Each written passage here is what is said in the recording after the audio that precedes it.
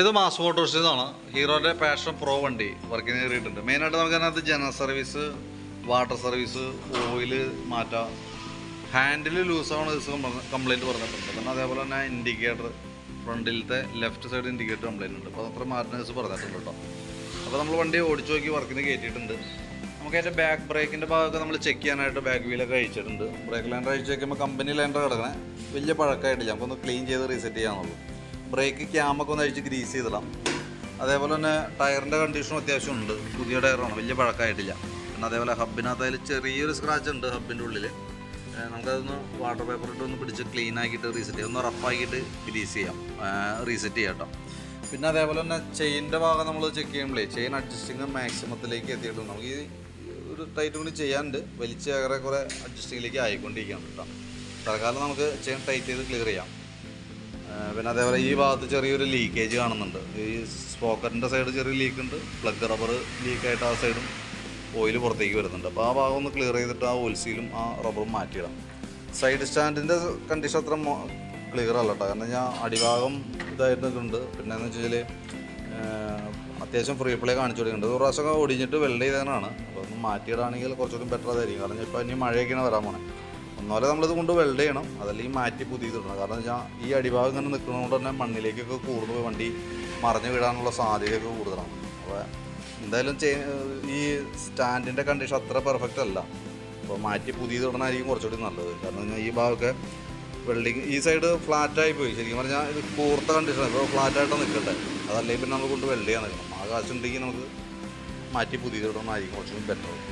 പിന്നെ അതേപോലെ തന്നെ എയർ ഫിൽറ്ററൊക്കെ ഒന്ന് അഴിച്ച് ക്ലീൻ ചെയ്തിടുന്നുണ്ട്. എയർ ഫിൽറ്റർ നല്ല ഫിൽറ്ററാണ്, കുഴപ്പമൊന്നുമില്ല. എഞ്ചിൻ ഓയിൽ അഴിച്ച് മാറ്റുന്നുണ്ട് കേട്ടോ, ഓയിൽ ചേഞ്ച് ചെയ്യുന്നുണ്ട്. അതേപോലെ തന്നെ ഫ്രണ്ടിലേക്ക് വരുമ്പോഴത്തേക്ക് നമുക്ക് ഫ്രണ്ട് ബ്രേക്കൊക്കെ ചെക്ക് ചെയ്യാനൊക്കെ അയച്ചിട്ടുണ്ട്. ബ്രേക്ക് ലൈൻഡർ നമുക്ക് ഈ ഒരു സർവീസ് കൂടി ഉപയോഗിക്കാനുണ്ട്. നമുക്ക് ബ്രേക്ക് ക്യാമൊക്കെ അഴിച്ചൊന്ന് ഗ്രീസ് ചെയ്തിട്ട് നമുക്ക് റീസെറ്റ് ചെയ്യാം. ഫ്രണ്ട് ടയറിൻ്റെ കണ്ടീഷനിലും ടയർ ക്ലിയറാണ്, പുതിയ ടയറാണ് കിടക്കുന്നത് കേട്ടോ. ഇൻഡിക്കേറ്റർ ഒരു സൈഡ് ഒടിച്ചിട്ടുണ്ടാവും, ഈ സൈഡാണ് ഇൻഡിക്കേറ്റർ മാറുന്നത് പറഞ്ഞത്, നമുക്ക് ചെയ്യാം. പിന്നെ ഫ്രണ്ടിലത്തെ ഹാൻഡിലിൻ്റെ ഇളക്കത്തിൻ്റെ അത് ശരിക്കും പറഞ്ഞാൽ കോൺസെപ്റ്റിൻ്റെ കംപ്ലൈൻ്റ് ആണ്. ഇത് നമ്മൾ ടൈറ്റ് ചെയ്താലും കുറേ കഴിഞ്ഞ് കഴിയുമ്പോഴത്തേക്കും വീണ്ടും അത് അടി കാണിക്കുന്നുണ്ട്. അപ്പോൾ അങ്ങനെ വരുമ്പോൾ സ്വാഭാവികമായിട്ടും ഒന്നാലെ കോൺസെപ്റ്റിൻ്റെ കംപ്ലൈൻറ്റ് കൊണ്ട് വരാം, അതല്ലെങ്കിൽ ഈ ഇരിക്കുന്ന ടി ഫോർക്ക് ഉണ്ടല്ലോ, ടി ഫോർക്കിൻ്റെ ഈ അഡ്ജസ്റ്റ് നെറ്റിൻ്റെ ത്രെഡിന് കംപ്ലൈൻറ്റ് ഉണ്ടെങ്കിലും ഈ സെയിം സിറ്റുവേഷൻ ആയിരിക്കും കാണിക്കുക. അത് അഴിച്ച് നോക്കാം, അഴിച്ച് കഴിഞ്ഞാൽ നമുക്ക് കോൺസെപ്റ്റ് മാറ്റിയിട്ടാണ് റീസെറ്റ് ചെയ്യാൻ പറ്റുള്ളൂ. അപ്പോൾ ഞാൻ ആ എസ്റ്റിമേറ്റിനകത്ത് കോൺസെപ്റ്റും കൂടി ഉൾപ്പെടുത്തിയിട്ടുള്ള ഒരു എസ്റ്റിമേറ്റ് പറയാം, നോക്കിയിട്ടൊന്ന് റിപ്ലൈ ഇട്ടാൽ മതി. നേരെ മറിച്ച് നമുക്ക് ത്രെഡിന് എന്തെങ്കിലും പ്രോബ്ലം ഉണ്ടെങ്കിൽ നമ്മളത് ലെയ്ത്തി കയറ്റിയിട്ട് ത്രെഡ് ചെയ്തിട്ടൊക്കെ വേണം കയറ്റാനായിട്ട്. അപ്പോൾ താമസം വരും. അപ്പോൾ അത് നമുക്ക് അഴിച്ചാലാണ് നമുക്ക് അറിയാൻ പറ്റുള്ളൂ കേട്ടോ. അപ്പോൾ നിലവിൽ കോൺസെപ്റ്റ് മാറ്റുന്ന രീതിയിലുള്ളൊരു എസ്റ്റിമേറ്റ് ആക്കിയിട്ട് ഞാൻ ഡീറ്റെയിൽസ് തരാം. അപ്പോൾ പെർമിഷൻ കിട്ടുകയാണെങ്കിൽ ഞാനത് അഴിച്ചു നോക്കിയിട്ട് എൻ്റെ കണ്ടീഷൻ പറയാം കേട്ടോ. പിന്നെ അതുപോലെ തന്നെ സ്പാർക്ക് പ്ലഗ് പുതിയ പ്ലഗ് കിടക്കണേ, ഒന്ന് ക്ലീൻ ചെയ്ത് കയറ്റിയാൽ മതി. എനിക്ക് എയർ ഫിൽറ്ററിൻ്റെ കൂട്ടത്തിൽ തന്നെ പ്ലഗ് മാറ്റിയിട്ടാണ്, അപ്പോൾ ഒന്ന് ക്ലീൻ ചെയ്തിട്ടാൽ മതി. ക്ലച്ചിൻ്റെ കേബിൾ കംപ്ലൈൻ്റ് ഉണ്ട്, ക്ലച്ച് കേബിൾ ശരിക്കും ഔട്ടർ വലിഞ്ഞിട്ടുണ്ട്. അപ്പോൾ ക്ലച്ച് കേബിളൊന്ന് മാറ്റിയിട്ടേക്കാം, കാരണം അല്ലെങ്കിൽ ഈ കണ്ടീഷനിൽ ഓടിക്കഴിഞ്ഞാലേ ക്ലച്ച് ഡിസ്ക് കംപ്ലൈൻറ്റ് വരാനുള്ള സാധ്യത കൂടുതലും.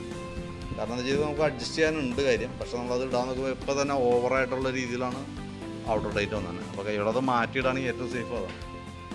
പിന്നെ ബാറ്ററി പുതിയ ബാറ്ററി ഉണ്ട്, 2025 ബാറ്ററിയാണ്. വോൾട്ടൊക്കെ മാക്സിമം കിട്ടുന്നുണ്ട്, 12.85 വരെ വോൾട്ടും. അപ്പോൾ ഞാൻ എൻ്റെ ഏകദേശം ഒരു എസ്റ്റിമേറ്റ് നോക്കിയിട്ട് അതിൻ്റെ ഡീറ്റെയിൽസ് പറയാം. നോക്കിയിട്ടൊന്ന് റിപ്ലൈ ഇട്ടാൽ മതി. അതിനകത്ത് നമ്മൾ എഞ്ചിൻ ഓയിൽ കൂട്ടുന്നുണ്ട്, ക്ലച്ചിൻ്റെ കേബിൾ ഉൾപ്പെടുത്തുന്നുണ്ട്, കോൺസെപ്റ്റ് ഉൾപ്പെടുത്തുന്നുണ്ട്, ഇൻഡിക്കേറ്റർ അതിനകത്ത് ഉൾപ്പെടുത്തുന്നുണ്ട്. പിന്നെ ഈ സൈഡിലേക്ക് വരുമ്പോഴത്തേക്ക് നമുക്ക് അതിൻ്റെ സ്പോക്കറ്റ് ഓയിൽ സീലും പ്ലഗ് റബ്ബർ അതിനകത്ത് ആഡ് ചെയ്യുന്നുണ്ട് കേട്ടോ. ചെയിൻ സ്പോക്കറ്റ് വലിച്ച് ഏറെക്കുറെ അതിൻ്റെ മുക്കാഭാഗം കഴിഞ്ഞിട്ടുണ്ട്. നമുക്ക് നെക്സ്റ്റ് ടൈം ഇനി ഈ മഴയാണ്ട് കഴിഞ്ഞ് കഴിയുമ്പോഴത്തേക്ക് മാറ്റിയാലും മതി.